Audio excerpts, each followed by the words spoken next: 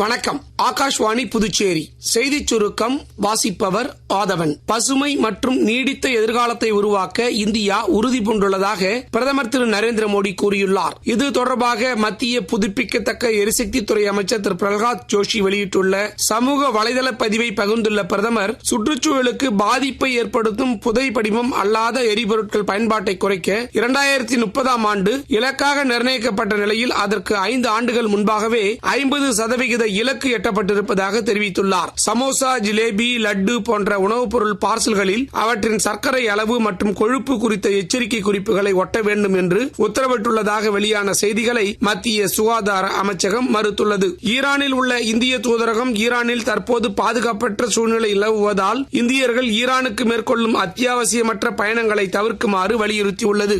அரசியல் கட்சிகள் வாக்குகளை பெறுவதற்காக பிராந்தியவாதம் மற்றும் மதத்தை பயன்படுத்துவது குறித்து உச்சநீதிமன்றம் கவலை தெரிவித்துள்ளது.